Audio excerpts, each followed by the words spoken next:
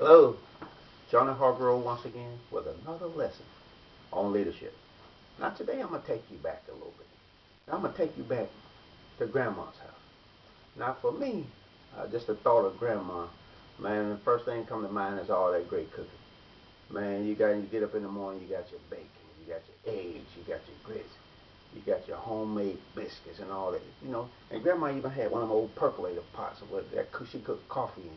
And man, see, you didn't even need a alarm clock back in those days. Because see, you hear Grandma up there about 4:30 in the morning, man, she's now humming and cooking that great breakfast. Not just breakfast, but all them other meals. So that's one of the first things that come to mind when I think about Grandma. And I'm hopefully when you think about your grandmother, that environment was nothing but love and joy. But one of the other things that really come to mind when you think of Grandma, it was the wisdom that Grandma had. Now the wisdom of Grandma is almost just like sitting at the foot of Yoda from Star Wars.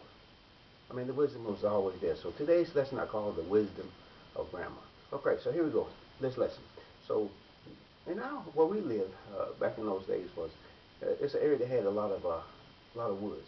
So we had apple trees, we had pear trees, we had pecan trees, we had cinnamon trees. You name it, we had it back in that area. So now this particular day, I was out there, had a little basket. I was out picking up some pears. Normally I pick up some pears in the basket. I'll be late 2 or 3 before I get home, but this time I didn't do it. I got them home, that little basket, and I was in the kitchen.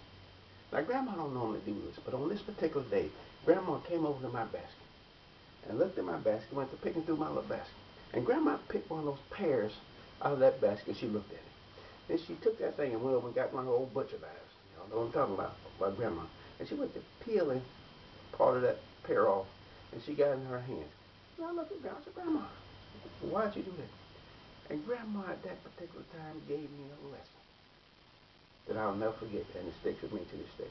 And she said, son, she said, look, if I was to leave this pear in that basket with the rest of them, over time it would start to rot. So the lesson for this, as I brought forward today, is whether you're in your business, whether you got a team, a group, one or two of you in your work, or whether you're in your relationship, whether you got your uncles are there, your sisters, your brothers, anyone in that relationship, even your church environment. But if you got that one person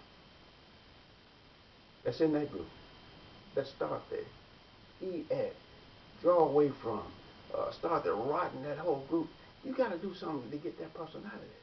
You got to either cut it out, get away from them, or dismiss them. Because one thing about Grandma, she said this little thing here. She said one bad apple can spoil the whole bunch.